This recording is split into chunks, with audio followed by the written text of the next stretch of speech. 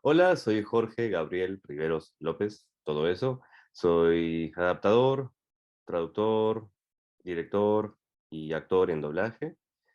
También hago QC en doblaje, para variar, hace unos 10 años, así que y muy contento de estar en el Congreso. Empecé hace 11 años en esto, empecé casi en las distintas funciones que les comentaba de traducción, dirección y actuación al mismo tiempo, lo cual fue un poco vertiginoso quizás, pero sí estuvo muy, muy interesante para aprender desde las distintas áreas al mismo tiempo y cómo se influyen entre sí. Es algo que me fue sorprendiendo mucho, ¿no? Todo lo que hay dentro de la labor, del oficio, del trabajo que es hacer localización.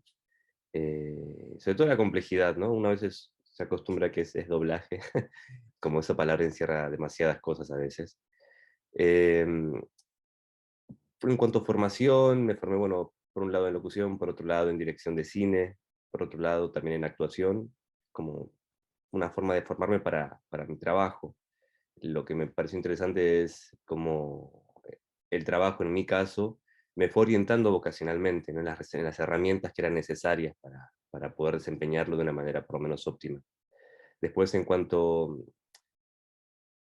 proyectos que me hayan gustado mucho, que me haya sentido como realizado, sobre todo está el tema de los videojuegos, Diablo, después Warcraft, que son juegos que siempre lo cuento, donde yo participaba como jugador, sobre todo hace mucho tiempo, y fue muy placentero para mí, en términos de realización, digo, poder estar del otro lado, ¿no? Formar parte de esa IP que, en la que uno antes participaba, pero desde un lugar siempre de jugador, ¿no? De usuario, y participar desde el lugar donde uno está generando el contenido, está generando la materialidad con la que el usuario va a reaccionar, con la que se va a enganchar más o menos. O sea, cuando digo enganchar me refiero a que se va a meter más en el juego o menos.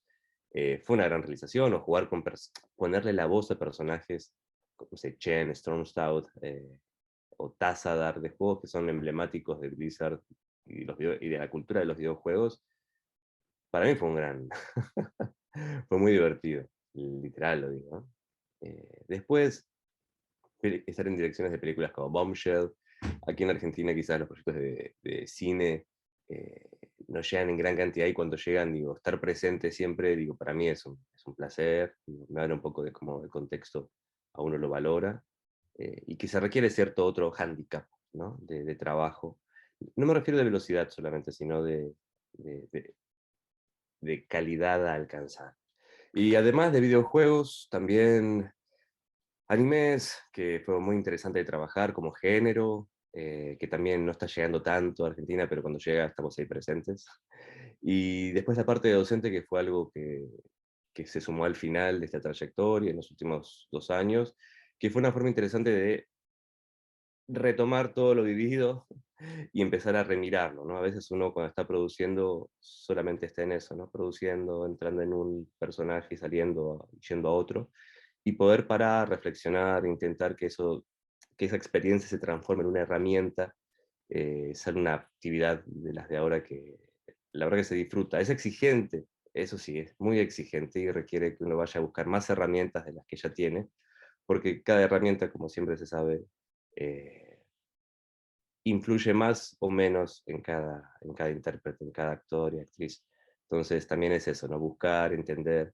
Y sobre todo algo que me pareció interesante, que es conceptualizar, que es algo que a veces cuesta, ¿no? No solamente hacer el trabajo, sino conceptualizar las cosas que uno está haciendo, lo que se debería hacer, lo que se debería dejar de hacer, y entender que hay un sistema en el que uno trabaja y, bueno, poder ver de lejos, conceptualizarlo, darle forma, porque no es algo que se vea. Eso lo vamos a ver un poquito más en la charla seguramente, que suena un poco raro, pero cuando uno logra conceptualizar las prácticas, todo lo que influye en la acción de uno, que es más simplemente que un micrófono, un estudio, un director, sino que hay mucho más que eso, ahí uno entiende realmente lo que está haciendo.